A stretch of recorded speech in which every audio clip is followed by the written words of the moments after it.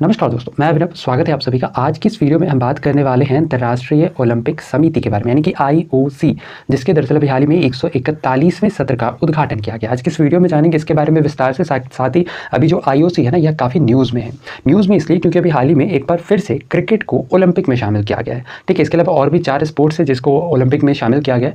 जानेंगे आज की इस वीडियो में विस्तार से। लेकिन इन सबके पहले अगर आप इस चैनल पर नए हैं तो चैनल को सब्सक्राइब करना बिल्कुल ना भूलें। साथ ही बेल आइकन भी दबाएं जिससे हमारे चैनल से जुड़ी सारी नोटिफिकेशन आपको टाइम टू टाइम मिलती रहे। चलिए बिना ज़्यादा समय लिए वीडियो को शुरू करते हैं। सबसे पहले जानते हैं सुर्खियों में क्यों है। दरअसल अभी हाल ही में जो हमारे देश के प्रधानमंत्री हैं, दैट इज नरेंद्र मोदी जी, इनके द्वारा भी हाल ही में 14 अक्टूबर को जो इंटरनेशनल ओलंपिक कमेटी है, ठीक है, इसके 141वें सत्र का प्रधानमंत्री मोदी के द्वारा उद्घाटन किया गया। ठीक है, इसका जो आयोजन है ये 14 से लेकर के 17 अक्टूबर तक किया जाएगा। कहाँ किया जाएगा? ये किया जाएगा मुंबई के जियो वर्ल्ड सेंटर में।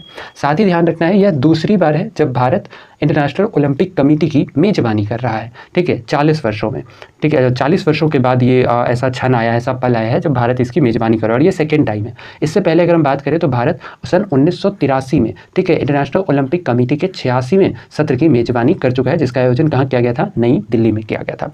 वापस आते हैं इस सेशन पर, यानी ये जो 141वां सत्र है जिसका उद्घाटन प्रधानमंत्री मोदी के द्वारा किया गया। तो इस उद्घाटन समारोह में प्रधानमंत्री मोदी के अलावा इंटरनेशनल ओलंपिक कमेटी के जो प्रेसिडेंट है, दैट इज थॉमस बैच थे। साथ ही IOC की और भी कई सारे मेंबर्स, जिनमें से एक नीता अंबानी भी यहाँ पर मौजूद थी। इसके साथ ही कुछ स्पोर्ट्स पर्सन थे जिनमें नीरज चोपड़ा, PT उषा, साथ ही यहाँ पर कुछ सेलिब्रिटीज़ भी इस इनॉग्रेशन सेरेमनी में शामिल हुए थे।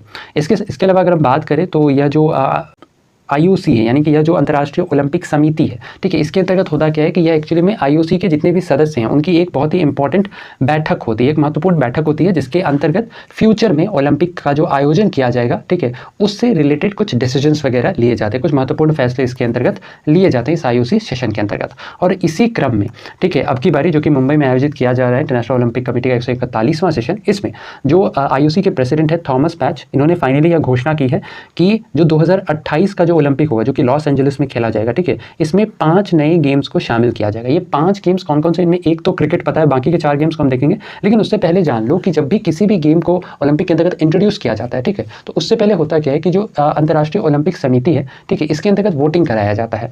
तो कुछ ऐसा ही हुआ यहाँ पर भी। यहाँ पर तकरीबन कुल 99 IOC मेंबर थे, ठीक है, जो कि वोटिंग में जिन्होंने हिस्सा लिया, और इन 99 में से केवल 2 को अगर छोड़ दें तो बाकी के जो 97 मेंबर थे, ठीक है, उन सभी ने इन 5 खेलों को शामिल करने पर अपनी सहमति दी है। ठीक है, जिसके बाद फाइनली इन 5 स्पोर्ट्स को अगले ओलंपिक, यानी कि जो लॉस एंजलिस का ओलंपिक होगा 2028 में, इसमें शामिल किया जाएगा। अब बात करते हैं ये 5 गेम्स कौन कौन से। इनमें सबसे पहला जो है वो है क्रिकेट है।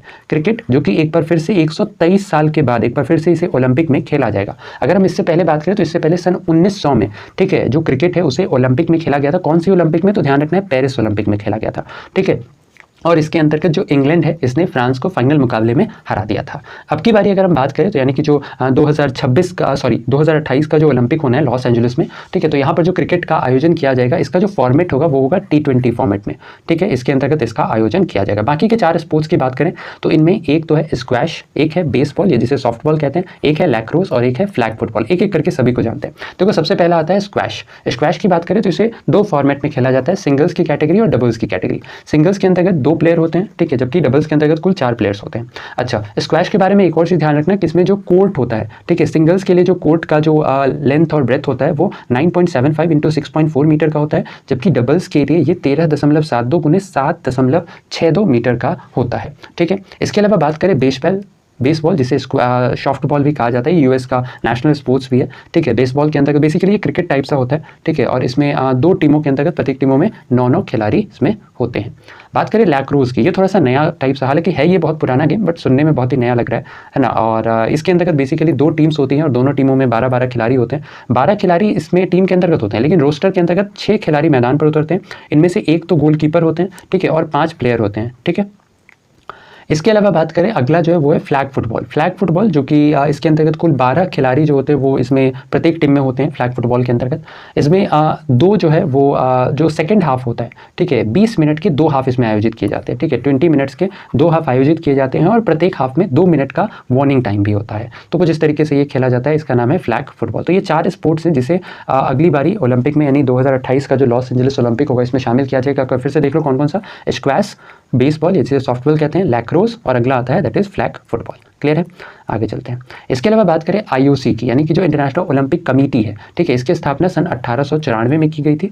यह ओलंपिक की एक सर्वोच्च संस्था है। इसका मुख्यालय, ध्यान रखना है, इसका मुख्यालय लुसाने, स्विट्जरलैंड में है। साथ ही यह एक non profit independent international organisation है, ठीक है, non profit independent international organisation है। और सन 1948 के बाद से जो ओलंपिक है, इसका आयोजन प्रति 4 वर्षों पर किया जाने लगा था।